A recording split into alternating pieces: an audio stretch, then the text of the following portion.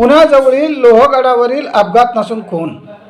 प्रियकर चेतनसाठी नववधू शियाने होणारा नवरा केतनला संपवले. नववधूसह प्रियकर अटकेत.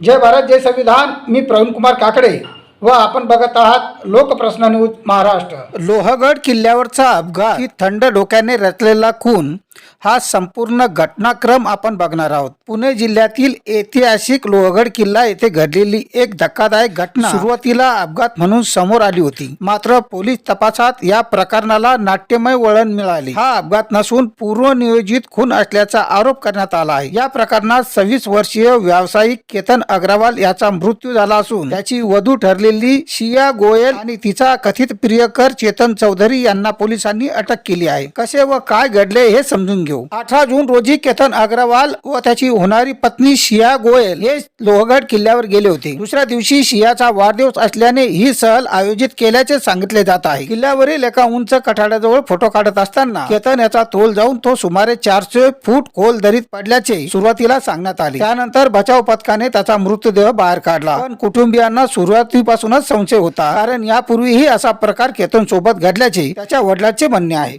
पासपोर्टचा असं होतं की त्यांनी प्री वेडिंग शूटिंगसाठी 6 जून रोजी मुंबईतनं इंडोनेशिया बालीसाठी जाणार होते.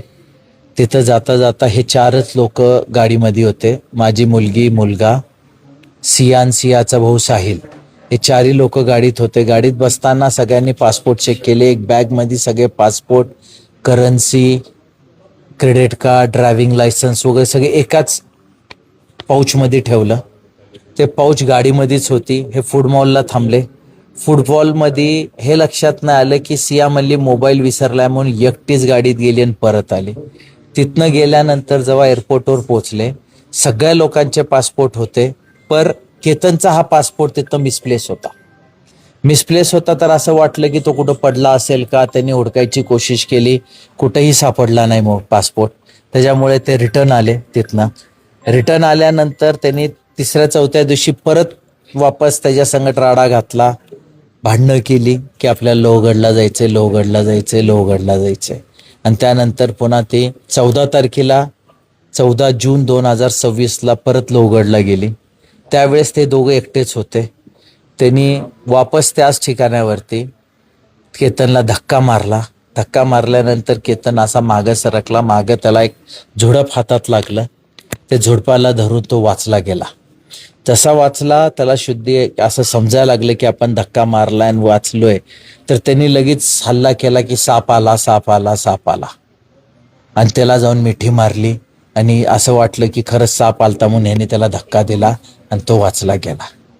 पण ते घटना मला कळत आली आहे की त्यांनी त्याचा त्यावेळेस खून करायची कोशिश केली. त्यामुळे कुटुंबियांनी पोलिसांकडे सखोल तपासाची मागणी केली. पोलिसांनी CCTV footage, mobile call record, location data आणि साक्षीदारांची माहिती तपासली आणि शेवटी तपासात उघड झाला कथित कट. तपासादरम्यान पोलिसांना शिया गोयल आणि चेतन चौधरी यांच्यातील संबंधाची माहिती मिळाली. पोलिसांच्या म्हणण्यानुसार शिया ही या लग्नाबाबत इच्छुक नव्हती आणि चेतन सोबतच्या संबंधामुळे केतन हा त्यांच्या मार्गातील अडथळा बनला होता. त्यामुळे दोघांनी मिळून लोहगडावर नेऊन केतनला दरीत ढकलण्याचा कट रचल्याचा त्यांच्यावर आरोप आहे. त्यामुळे लोणावळा ग्रामीण पोलिसांनी खुनाचा गुन्हा दाखल करून शिया गोयल आणि चेतन चौधरी यांना अटक केली आहे. या कटात परत कोणी सहभागी होते का याचा तपास आता पोलीस करत आहेत.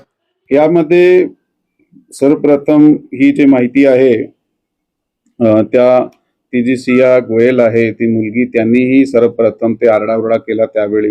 त्यावेळी जे लोहगड किल्ल्याची सिक्युरिटी आहे ती त्या ठिकाणी आली आणि त्याच्यानंतर त्यांनी पोलिसाला इन्फॉर्म केला की त्यांनीही सुद्धा स्वतःहून ह्या जे मयत केतन अग्रवाल आहे त्याची फॅमिलीला फोनवर इन्फॉर्म केला.